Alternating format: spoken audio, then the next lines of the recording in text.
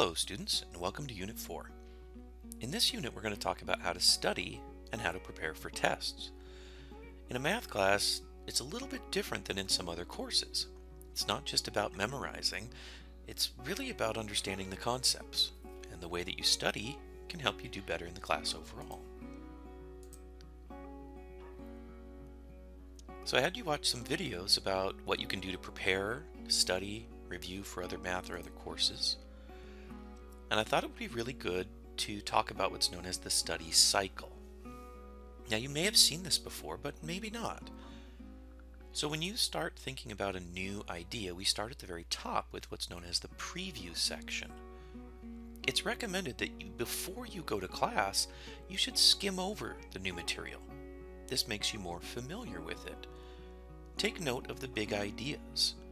This isn't a time-consuming piece, maybe 15 minutes or so, but it will help you so that it doesn't seem like everything is brand new. The next step is to actually go to class. If you're in a Zoom online class, it would be very similar to a face-to-face class. You would log into the Zoom session and be there physically present. If you do attend using Zoom, you really have to push yourself to not be distracted with other websites or anything else while you're in class. We know it's harder to take class online, and it's really hard to do it if you have kids at home, if other people are trying to use the computer, if there's things in the background, if your dog's barking. So do your best to kind of minimize those distractions. Be sure you take notes. And when you take notes, make sure you're kind of copying down what is important about this problem. Put little questions to yourself if you do have any. And whenever your teacher allows it, ask questions if you're not clear on something. Remember, this is the time for you to ask questions. This is the learning process. And almost all teachers that I know do enjoy having students ask questions. Now, if you're taking an online class that doesn't have a Zoom component, you're going to have to really be attentive to what's known as maybe a learning portion as well as a practice portion. The learning portion would be similar to what you're doing in class. Your teacher might have videos, maybe PowerPoint slides, but that's what you'd want to do to kind of replace that attend portion. Now, after you've gone through the attendance portion, it's time to review. Go back to your notes. Read over them. Do they make sense? Fill in any gaps that you have. If it doesn't make sense and you can't remember how to fix it, make sure that you think of that the next day when you are taking new notes. What do you need to put down that would make it better for you? Develop additional questions as well. You could bring these to the Math Learning Center or to your teacher during their office hours. Now that you're done reviewing your notes from the day, it's time to actually go through and study. This would be time to practice. As you're doing the practice problems or the homework, make sure that you keep that in mind. What were the ideas that the teacher covered? Am I doing this correctly? Do I understand what I'm doing? And then as you get ready for the test, you want to ask yourself, can I teach this material to someone else? Are my study methods being effective? It's good to look back and say what worked and what didn't work for you.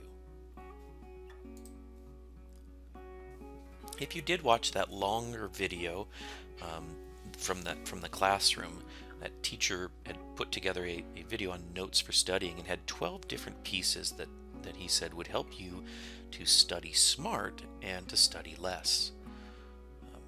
Making sure that you do take study breaks is really important. I've seen students again trying to cram too much, and honestly, your brain can't handle it. Make sure that you get good sleep. Make sure that as you're going back over your notes, you are being active. And as you study from the books, try different techniques. The SQ3R technique is you survey, then you question, followed by the read, recite, and review. I'd recommend a study group, and if you can make a study group, you can come to the Math Learning Center. We can even give you a breakout room where you could study together, even though you're separated by distance in this pandemic. Do we still have to test? I get this question from my students all the time. And remember that a test is just saying, do I really have it? Do I have it down? So it's not a negative thing usually to give a test. But let's talk about some strategies. So before you take the test, here are some strategies. Again, we've talked already about avoiding cramming, studying with classmates. It's really good to come to that Math Learning Center. Be proactive to make sure that you're not having to rush and blitz right before the test. And here's a few other ones. Ask the instructor about the test. What's the format of the test? Making sure that you know which topics are going to be on the test so it helps you to focus your study. Do your best to sleep well and eat well prior to the exam, and practice some deep breathing. Take a few deep breaths before you start to help get your mind in the right place. Now, during the test, be sure, if your teacher allows you to be writing things down, write down the key information. Skim through the test first and kind of determine which questions are worth the most. Usually this is helpful because it tells you where you should focus your energy. Make sure you read all the instructions, and if your teacher is part of a Zoom class, they may tell you some instructions, so be sure you listen to all the instructions first. Do your best to pace yourself. It's not bad, since you're probably going to be testing near a computer, to have a little timer up that just lets you know, okay, I've spent 10 minutes on this question, it's time to move on to something else. Whenever possible, review your test. It helps prevent kind of silly mistakes, as people say them.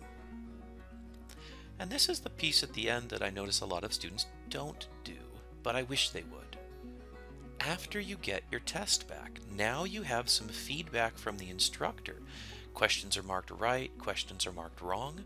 Take some time to reflect. Check for your correct and incorrect responses. Make sure you understand the ideas.